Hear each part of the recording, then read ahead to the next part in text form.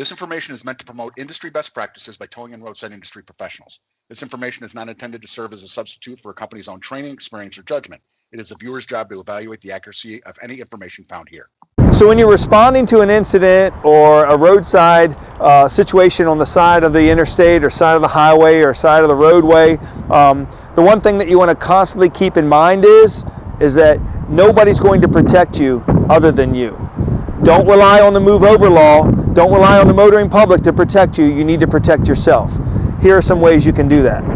Upon arrival, I need to make a couple split-second decisions.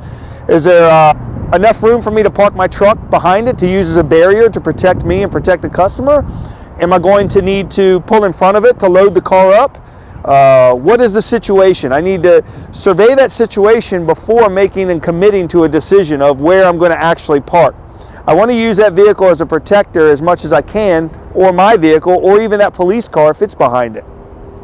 I have two people I have to worry about now. I have to worry about myself and I have to worry about the customer, because the customer has no clue what it's like to be on the side of the road or how to act when you're there trying to service their vehicle, whether they're going to be standing outside of it, whether they're going to be walking around, whether they're going to wait in your truck. The first thing you do is isolate that customer. Either put them off to the shoulder, well out of the way, or put them in the cab of your truck, but get them out of the situation, because now you don't have them interfering with your job. Those things considered, I now have the decision to make. You know, if this is going to be a road service, do I want to load this car up and get it out of here before I do that road service? Sometimes it's easier, especially if you're in a wheel lift. If you're in a wheel lift, it'll take you 30 seconds to a minute to hook up. It could take you 5 minutes to put gas in that car. And with the gas tank being on the driver's side, you're standing right there on the white line. Seen it thousands of times. I see guys out there trying to service vehicles in a bad spot. If you're going to do that road service job where the vehicle sits, make sure that your head is constantly looking around. You constantly are moving at all times to make sure that you keep everything in view.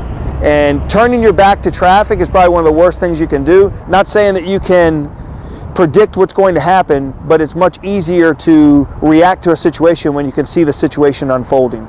You know, the first question that a lot of auto clubs, if you will, ask is, are you in a safe location? If not, can I call the police?